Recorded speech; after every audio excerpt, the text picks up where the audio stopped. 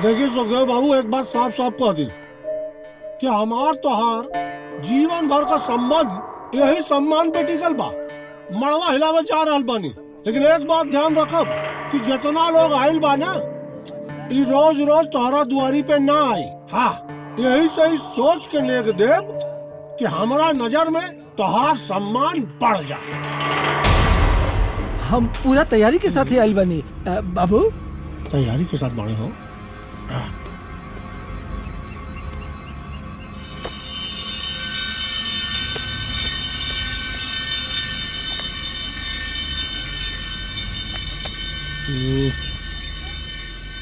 चवन्नी भर का हुई है, खाली डब्बा में बड़ा दारा का कहीं का दी है कहा मारा यह बेइज्जती करवाता नहीं हमार।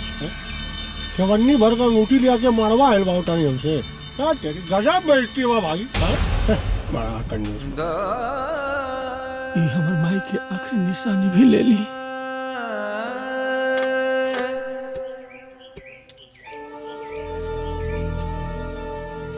जाए दे पाहुन, ई लोग के हमनी के ठगे के रहल त ठग ले हलस लोग। अब बोलने से कोनो फायदा ना। आइला धरा अपन, जा जा लेके जा, बड़ा आदमी बन जा लोग। इतना बड़ा कंजूस तो हम देखबे ना कहीं नहीं। बिटिया के ब्याह करब आके देख लिया।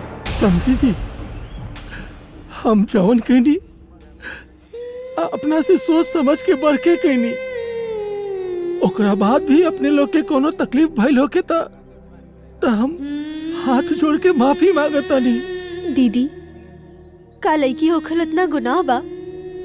जब से ही ब्याह तय भइल बा, तब से मम्मी पापा बस हाथ जोड़ के खड़ा बड़े। कमी द्वार पूजा से लेके विदाई तक देखता नहीं, कमी क्या लगल बा। क्या करें यहाँ नहीं? अरे बड़वा इलावा विदाई की तैयारी करो, लेकिन के बस के नहीं। सही काटा रहा विष्णु। चलो भाई, विदाई का तैयारी करा लोगन। रुको लोग, रुको लोग, रुको लोग।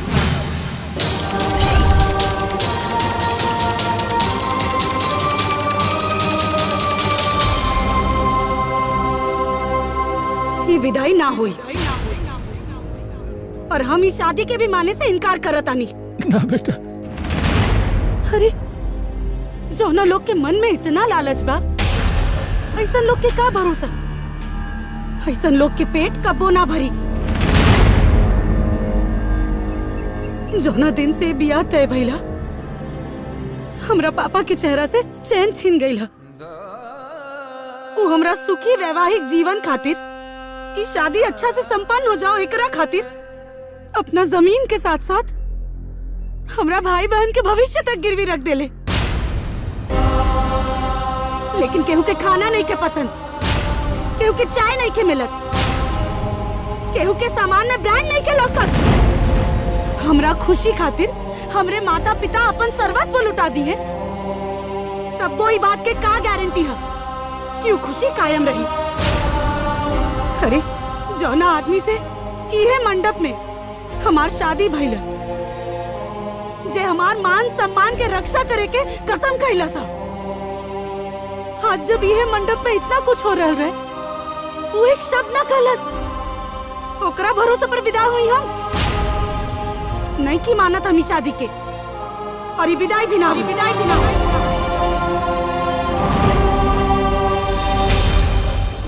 वो तो ठीक है, तोहार बाबूजी आपन जीवन भर के कमाई न्यौछावर कर देले, पूरी जिंदगी के कमाई गंवा देलन।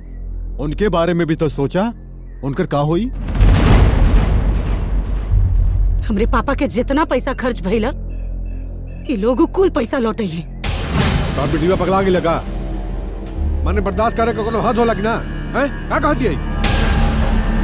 गजबा बेइज्जती बा भाई। हैं? अरे जब लड़की खुदा रिश्ता तोड़तिया, तो ये बताई हमरा के कि दहेज कौना बात का वापस होई? ये बतावा लोग, लड़का पूछा तारा।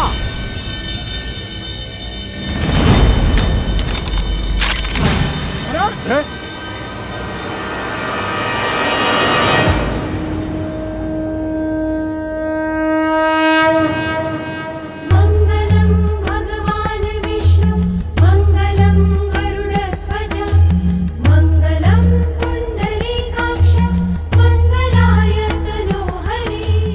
जबले हमरे पापा के खर्च बैल पैसा के पाई पाई तू लोग वापस ना लौटा देबा, ई बारात यहाँ से वापस ना जाई। ए समझी जी, कहाँ हो रहल भाई?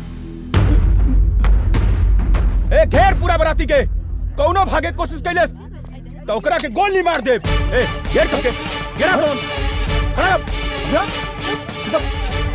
गजबा में इस्तीमा भाई हैं? ए बम, बस बहुत बेइज्जती हो गई।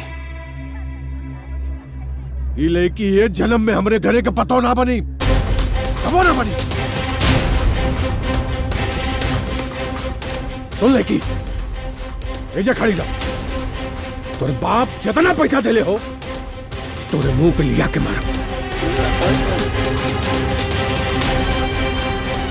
चलो मुझसे।